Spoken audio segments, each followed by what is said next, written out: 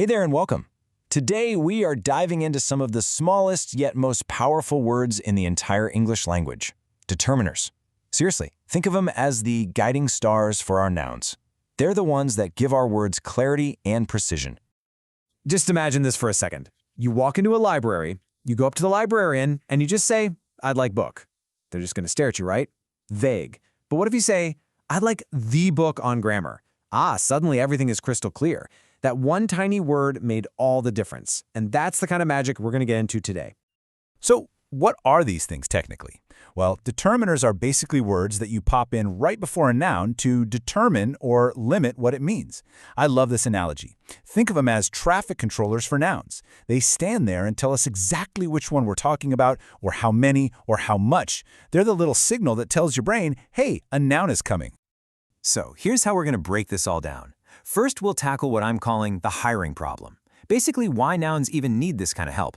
Then we'll meet the two main teams they can hire for the job, the specificity crew and the quantity crew. And to wrap it all up, we'll go through some of the top traps and pro tips to make you a determiner master.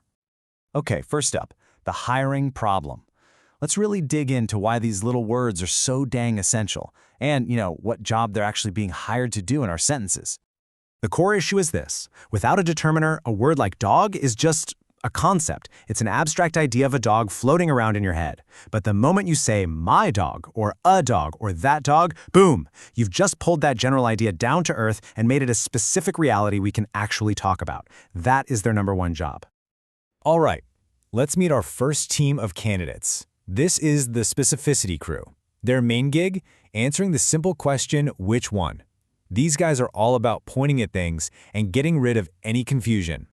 Now, the most famous members of this crew are, of course, the articles. You've got two main types here. Over on the left, we have the indefinite articles, a and an, which we use for general, non-specific things. If I say I have an apple, it could be any old apple in the world.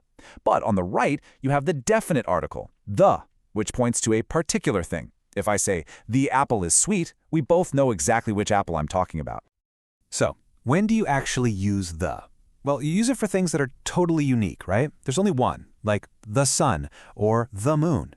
You also use it with superlatives to single something out, like the best movie you've ever seen.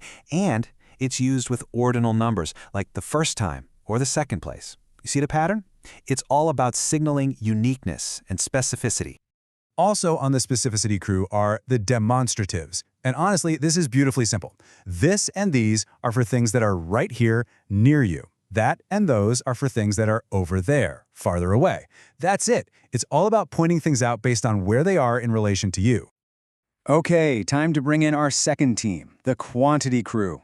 Now, if the first crew's job was to answer which one, this crew is here to answer how much or how many. They are all about amounts and numbers. And here's the absolute key to understanding this crew, the split between countable and uncountable nouns. Just look at the table. For things you can actually count, like books, friends, cars, you're going to use words like many, few, and fewer. But for things you can't count, like water, advice, or information, you have to use much, little, and less. Getting this right is a massive step forward, and it's a rule that trips up so many people.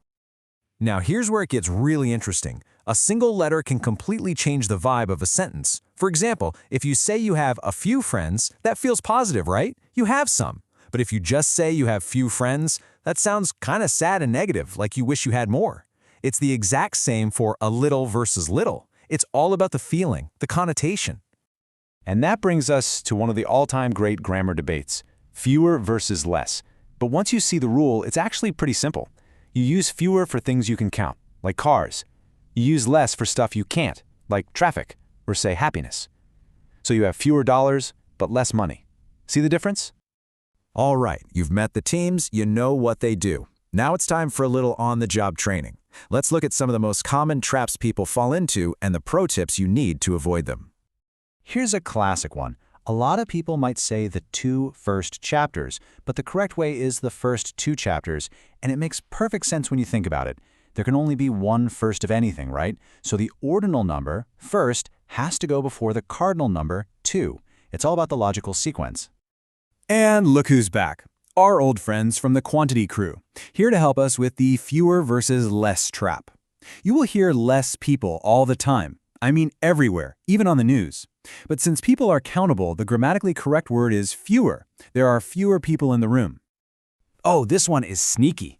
Your brain sees the word students and immediately wants to use a plural verb like are. But hold on. The real subject of this sentence isn't students, it's one. And one, of course, is singular. So, one of the students is absent.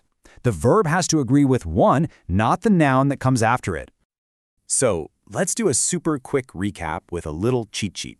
You've got your articles, like and the, to get specific. You've got quantifiers to talk about amounts. You've got demonstratives to point things out.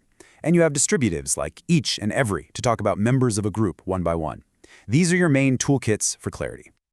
And that pretty much wraps it up. We've seen how these tiny but mighty words bring so much order and meaning to our language.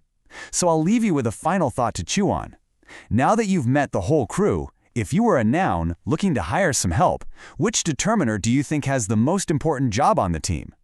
Thanks so much for tuning in.